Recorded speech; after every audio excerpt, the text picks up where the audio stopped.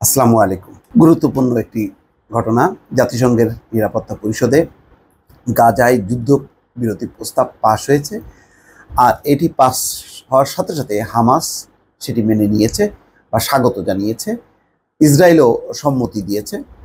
মোট কথা শুধু রাশিয়া ভোট দেয়নি, কিন্তু বাকি সব দেশ এই বাইডেনের যে যুদ্ধবিরতি প্রস্তাব তাতে সায় দিয়েছে। পাশাপাশি আরেকটি খবর, সুসংবাদ, ফিলিস্তিনিদের $404 মিলিয়ন দেওয়ার ঘোষণা যুক্তরাষ্ট্রের। বাইডেন এই ঘোষণা দিয়েছে।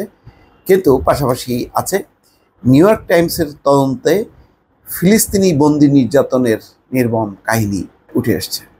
তো আমরা আগে প্রথমেই দেখি যে যুদ্ধবিরতির যে প্রস্তাব আর কি আছে সেই প্রস্তাবে। এখানে বলা হচ্ছে স্থায়ীভাবে ফিলিস্তিনের গাজায় যুদ্ধবন্ধের লক্ষ্যে জাতিসংঘের নিরাপত্তা পরিষদে পাশ হওয়া প্রস্তাবে রাজি হয়েছে হামাস।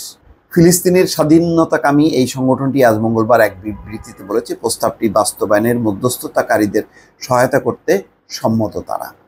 হামাসের বিবৃতিতে বলা হয়, নিরাপত্তা পরিষদের প্রস্তাবে যে বিষয়গুলো অন্তর্ভুক্ত করা হয়েছে সেগুলোকে স্বাগত জানায় হামাস। ওই প্রস্তাবে গাজায় স্থায়ী যুদ্ধবিরতি, উপত্যকা থেকে ইসরায়েলি সেনাদের পুরোপুরি সরিয়ে নেওয়া, বন্দি বিনিময়ে গাজা পুনর্গঠন, বাস্তুচ্যুত ফিলিস্তিনিদের নিজেদের এলাকায় ফিরিয়ে আনা এবং প্রয়োজনীয় ত্রাণ সরবরাহের কথা বলা হয়েছে। যুক্তরাষ্ট্রের প্রেসিডেন্ট জো বাইডেনের পক্ষ থেকে গত 31শে মে নিরাপত্তা পরিষদে যুদ্ধবিরতির ওই প্রস্তাব উপস্থাপন করা হয়েছিল। এই প্রস্তাবের উপর গতকাল সোমবার ভোটাভুটি হয়। প্রস্তাবের পক্ষে ভোট দেয় পরিষদের 15 সদস্যের মধ্যে 14টি দেশ। ভোটদানে বিরত ছিল শুধু রাশিয়া, বিরোধিতা করেনি। জাতিসংঘে দেশটির রাষ্ট্রদূত ভাসিলি নেবেনজিয়া বলেন, প্রস্তাবটিতে অস্পষ্ট কিছু বিষয় রয়েছে। গাজায় 8 মাসের বেশি সময় ধরে চলা ইসরায়েলের হামলা এখন পর্যন্ত 37,164 জন নিহত হয়েছে। তাদের বেশিরভাগই নারী ও শিশু, আহত প্রায় 85,000। ইসরায়েলের নৃশংসতা বন্ধে এর আগেও কয়েকবার নিরাপত্তা পরিষদে যুদ্ধবিরতির প্রস্তাব আনা হয়েছিল, তবে দেশটির ঘনিষ্ঠ মিত্র যুক্তরাষ্ট্র ভেটো ক্ষমতা প্রয়োগ করায় তা আলোর মুখ দেখেনি।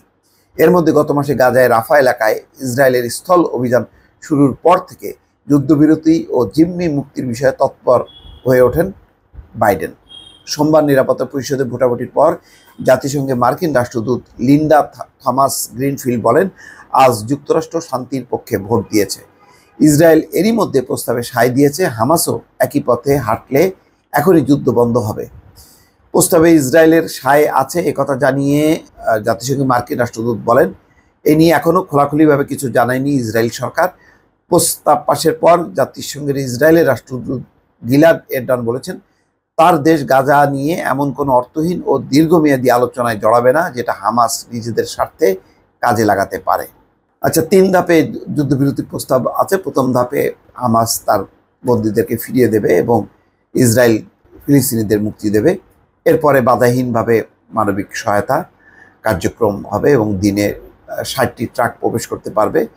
এই হচ্ছে মোটামুটি দ্বিতীয় যেই প্রস্তাবটি, সেটি হচ্ছে ফিলিস্তিনিদের $404 মিলিয়ন দেওয়ার ঘোষণা যুক্তরাষ্ট্রের। যুক্তরাষ্ট্রের পররাষ্ট্রমন্ত্রী অ্যান্থনি ব্লিংকেন মঙ্গলবার ফিলিস্তিনিদের জন্য $404 মিলিয়ন নতুন মার্কিন সহায়তা ঘোষণা করেছেন। সেই সঙ্গে তিনি মার্কিন সমালোচক সহ অন্য দেশকেও গাজার মানবিক সংকট মোকাবেলায় অর্থ দেওয়ার আহ্বান জানিয়েছেন। মার্কিন পররাষ্ট্র মন্ত্রণালয়ের মতে, জর্দানে একটি জরুরি সাহায্য সম্মেলনে ঘোষিত এই সাহায্যের পর গাজা, পশ্চিম তীর সহ ওই পুরো অঞ্চলে ফিলিস্তিনিদের জন্য যুক্তরাষ্ট্রের মোট অবদান দাঁড়াবে $674 মিলিয়ন। ব্লিংকেন জানান, ফিলিস্তিনিদের জন্য জাতিসংঘের আহ্বানের মাত্র 1/3 অর্থায়ন হয়েছিল। $2.3 বিলিয়ন ঘাটতি ছিল। মার্কিন শীর্ষ কূটনীতিক জর্দানে একটি জরুরি সহায়তা সম্মেলনে যুক্তরাষ্ট্রের প্রতিপক্ষ চীন ও রাশিয়া দিকে সম্ভাব্য ইঙ্গিত করে বলেন, কেউ কেউ গাজার ফিলিস্তিনি জনগণের দুর্দশা নিয়ে গভীর উদ্বেগ প্রকাশ করেছেন, যার মধ্যে অনেক কিছু দেওয়ার ক্ষমতা রয়েছে। এমন দেশগুলো খুব কম বা কিছুই দেয়নি। এখন সময় সবার, প্রত্যেকের এগিয়ে যাওয়ার। যারা ইতিমধ্যে দিয়েছেন, উদারভাবে দিয়েছেন, তারা আরও বেশি দিন।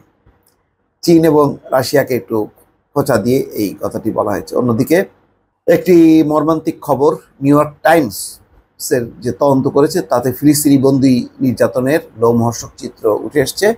তাতে ভয়ঙ্কর সেই চিত্র, কিভাবে তাদেরকে নির্যাতন করা হচ্ছে, কিভাবে তাদেরকে একেবারে মানে শুধুমাত্র একটি কাপড় পরিয়ে বাকি কাপড় খোলা হয়, কিভাবে শরীরের স্পর্শকত জায়গাগুলোতে ইলেকট্রিক শক দেওয়া হয় এবং অনেকের মৃত্যু ঘটেছে, সেই ঘটনাগুলো নিউ ইয়র্ক টাইমস তুলে এনেছে। দর্শক ভালো থাকবেন, আল্লাহ হাফিজ।